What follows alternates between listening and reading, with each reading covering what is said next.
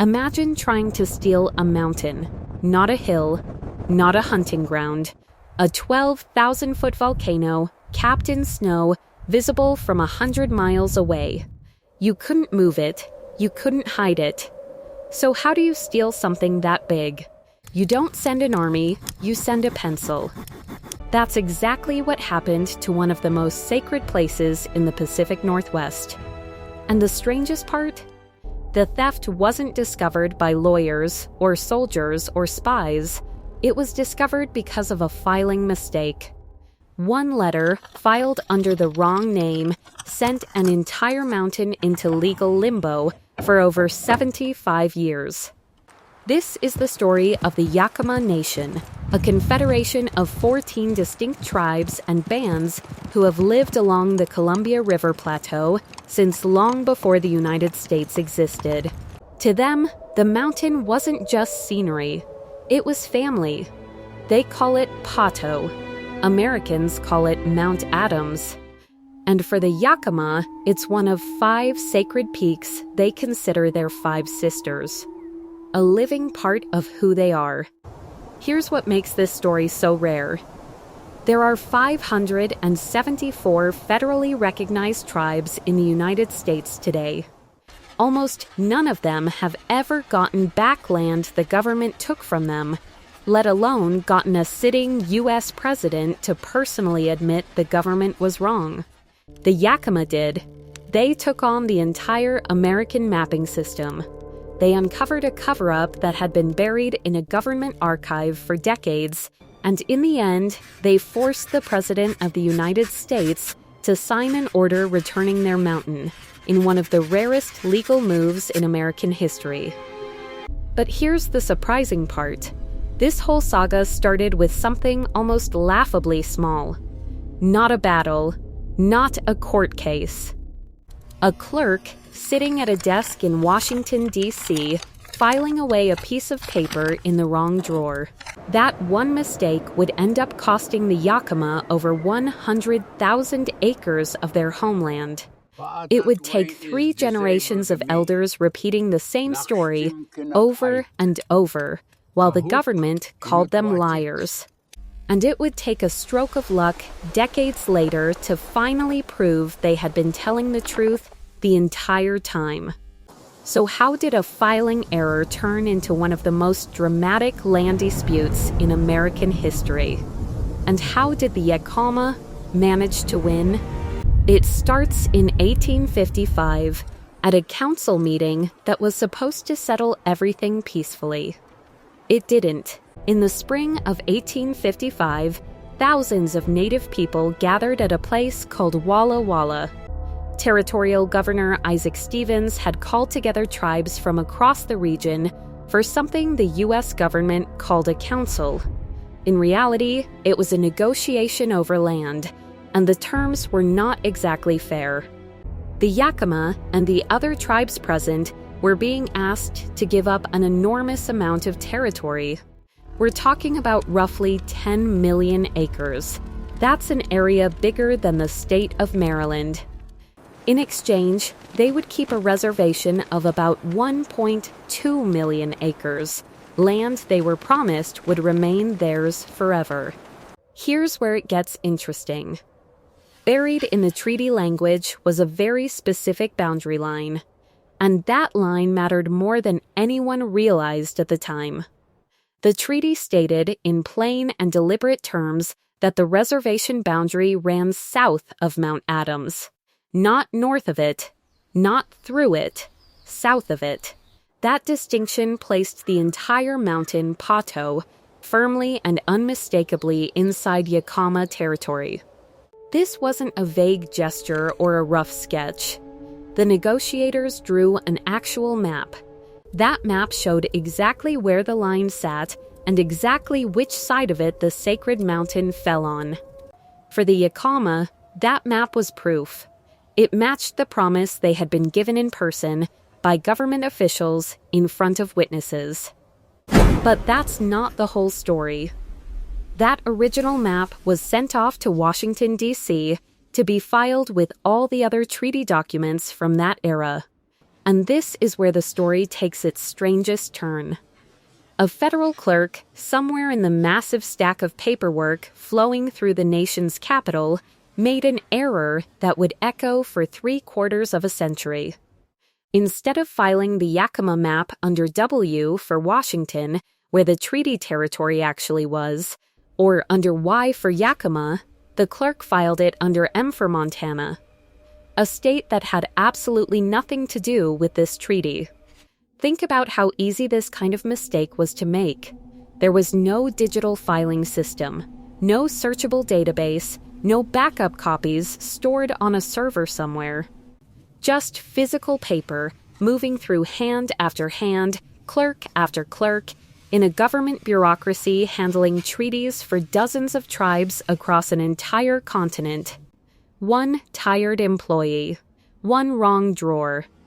And just like that, the single most important piece of evidence proving the Yakama's boundary vanished from where anyone would ever think to look for it. And that changed everything, because without that map, there was no visual proof left in the official record showing exactly where the reservation line ran. The written treaty still existed, technically, but maps carry a kind of authority that words alone don't. They're precise, they're visual, they're hard to argue with.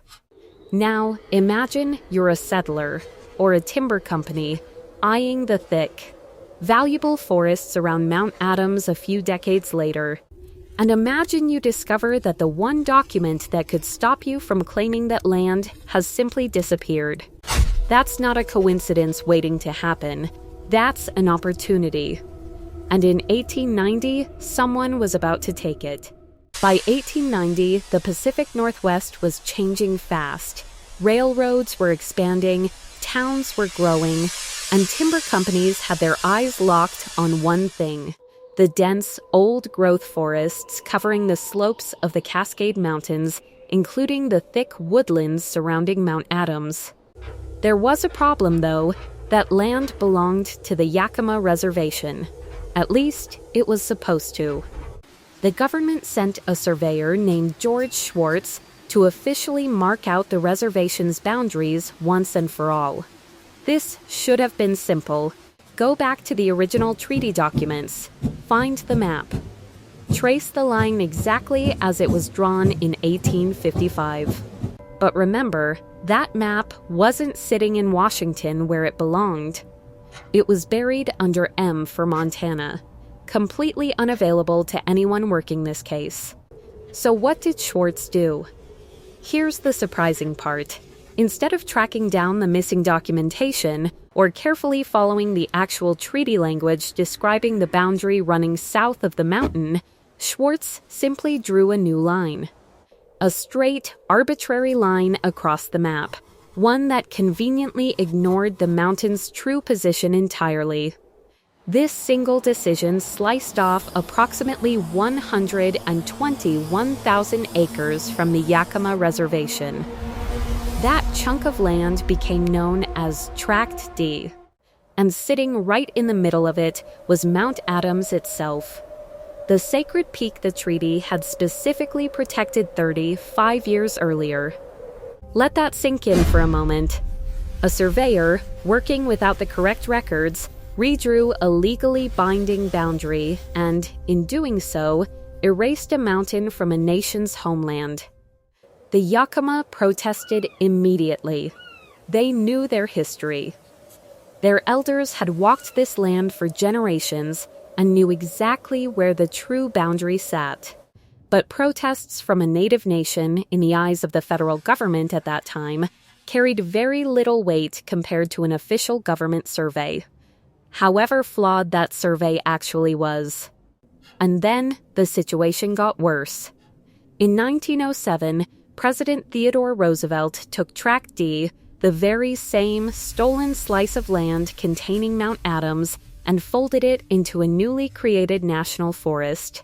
This move opened the mountain up to logging operations and general public recreation.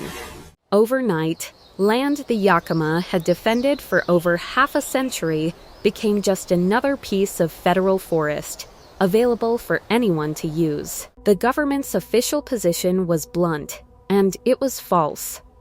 Officials claimed Mount Adams had never actually belonged to the Yakama Reservation in the first place. As far as Washington was concerned, this wasn't a mistake that needed correcting. It was simply how things had always been. But that's not the whole story. Because while the paperwork said one thing, the people who had lived on this land for thousands of years knew a different truth, and they weren't going anywhere. For the next several decades, the Yakama Nation faced an uphill battle that most people today would find almost unimaginable. They knew, without a doubt, exactly where their true boundary lines were located. This knowledge hadn't come from a filing cabinet. It came from something arguably more reliable, living memory, carried carefully from elder to elder, generation after generation. Yakama elders described the boundary the same way, consistently, for 75 years. They spoke about the mountain, about the treaty promises made at Walla Walla, about the exact placement of that line running south of Pahto. This wasn't folklore. It was detailed, specific historical knowledge passed down with remarkable precision. And yet, the federal government dismissed it. Officials treated the Yakama's oral history as unreliable, as guesswork, as stories rather than facts. Meanwhile, they treated Schwartz's flawed 1890 survey, the one drawn without access to the real treaty map, as gospel truth. Here's where it gets interesting.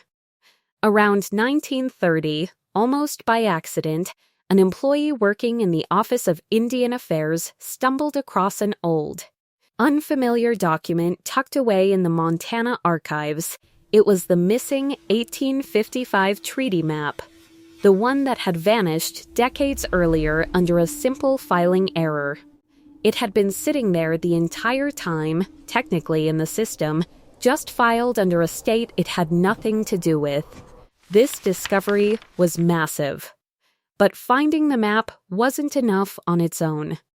The government needed to verify it, so a new official survey was conducted in 1932. Historians call it the Calvin Survey. Its purpose was simple: use the rediscovered original map to determine, once and for all, exactly where the true 1855 boundary line actually ran. The results confirmed something remarkable. The Yakama's oral history had been correct the entire time. Every detail elders had passed down for 3/4 of a century matched precisely with the rediscovered treaty map. Mount Adams had always belonged inside the Yakama Reservation, exactly as their ancestors had always said. You would think that settled the matter immediately. It didn't. Despite having undeniable proof sitting right in front of them, the federal government refused to actually return the land. Instead, during the 1950s and 1960s, an entity called the Indian Claims Commission offered the Yakama something else entirely: a cash settlement. Essentially, the government was saying, "We know we took your mountain by mistake, and we're sorry, but here's some money," instead of giving it back. The Yakama said no. Repeatedly, deliberately, and firmly, they refused every financial offer placed in front of them. This wasn't about money. It never had been. They wanted their mountain returned, not a payout in exchange for permanently walking away from it. And that decision, that refusal to settle for a check instead of their sacred land, set the stage for one of the most dramatic political showdowns in the history of U.S. tribal relations. By the late 1960s, a new generation of Yakama leadership stepped forward, ready to finish what their elders had started decades earlier. At the center of this push was Tribal Council Chairman Robert Jim, a determined and strategic leader who understood exactly how to make Washington pay attention. He and his fellow leaders didn't just file paperwork and wait quietly. They lobbied relentlessly. They met directly with lawmakers. They brought national media attention to the story of Mount Adams, turning a decades-old bureaucratic tangle into a headline-worthy example of government failure and indigenous perseverance. The pressure built for years. And then, on May 20th, 1972, something extraordinary happened. President Richard Nixon made a decision that stunned many observers. Rather than sending the issue through the slow, uncertain grind of Congress, Nixon used a rare executive action to bypass legislative gridlock entirely. He personally signed an order returning 21,000 acres, including the eastern half of Mount Adams, directly back to the Yakama Nation. This was, and still is, an extremely rare move in American political history. Executive orders returning federal land to tribal ownership essentially never happened before this, and they remain uncommon even now. But here's the surprising part. Nixon didn't just quietly sign the paperwork and move on. He publicly acknowledged the government's failure. On the record, he admitted that the United States had, quite literally, lost the original treaty map inside its own filing system, and that this mistake had cost the Yakama their sacred mountain for the better part of a century. Think about the weight of that moment. A sitting U.S. president standing in front of the country, admitting that a clerical error, one misplaced document, had led directly to the wrongful seizure of native land for 75 years. For the Yakama, this wasn't just a legal victory, it was vindication. Every elder who had spoken the truth about that boundary, every generation that had been dismissed and ignored, was finally proven right, not through a court ruling buried in legal jargon, but through the President of the United States saying it plainly, out loud, in public. The mountain was coming home. So what happened to Mount Adams after 1972? The Yakama Nation made a decision that set their reclaimed land apart from almost every other forest in the country. Most national forests are open. Hikers, campers, tourists, anyone can generally wander in. But the Yakama took a very different approach with the returned land, known as Tract D. They designated Mount Adams and the surrounding forest as what's called a closed area. Non-tribal members are strictly forbidden from entering without a special permit. There are no casual day hikes here, no tourist trails, no public campgrounds. This land exists for one purpose: preserving wildlife, protecting cultural sites, and safeguarding spiritual practices that have taken place on this mountain for thousands of years. It is not maintained for recreation. It never will be. So think back to where this story started. A filing error. One clerk, one drawer, one letter typed under the wrong heading. That single mistake stripped a sacred mountain away from its rightful people for 75 years. But the Yakama never stopped telling the truth. They carried that boundary line in memory, generation after generation, long after the official record had failed them. And when the government's own lost paperwork finally resurfaced, it didn't contradict their story. It confirmed every word of it. In the end, the Yakama Nation didn't just get their mountain back. They used the government's own mistake to prove what they had known all along, refused to trade their sacred land for a check, and when the mountain was finally returned, they locked the door behind them, protecting it for every generation still to come. That's the story of how you steal a mountain with a pencil, and how you get it back with the truth.